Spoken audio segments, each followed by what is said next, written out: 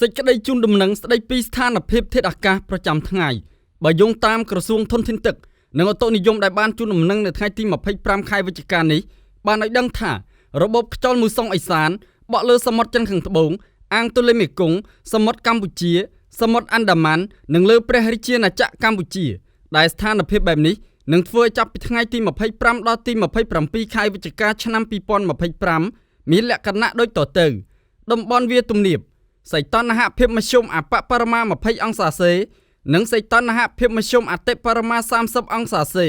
ខ្យល់បក់ពីទិសឦសាននិងបូរមានល្បឿនមធ្យម5ម៉ែត្រក្នុង1វិនាទីបណ្ដាលឲ្យខេត្តបន្ទាយមានជ័យបាត់ដំបងពោធិ៍សាត់កំពង់ឆ្នាំងសៀមរាបកំពង់ធំកំពង់ចាមត្បូងឃ្មុំព្រៃវែងកណ្ដាលតាកែវស្វាយរៀងនិងភ្នំពេញពុំមានភ្លៀងធ្លាក់នោះទេតំបន់ខ្ពង់រាបសីតុណ្ហភាពមធ្យមអបបរមា19អង្សាសេនិងសីតុណ្ហភាពមធ្យមអតិបរមា28អង្សាសេខ្យល់បក់ពីទិសឦសាននិងឧត្តរមានល្បឿនមធ្យម5ម៉ែត្រក្នុង1វិនាទីបណ្ដាលឲ្យខេត្តកំពង់ស្ពឺ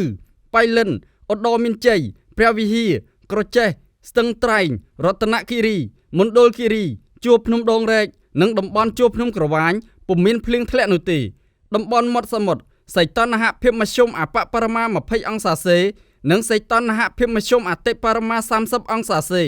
ខ្យល់បក់ពីទិសឦសាននិងអាគ្នេយ៍មានល្បឿនមធ្យម4ម៉ែត្រក្នុង1វិនាទីបណ្ដាលឲ្យខេត្តកោះកុងព្រះសីហនុកំពតកែបនិងជួរភ្នំបូកគោពុំមានភ្លៀងធ្លាក់នោះទេ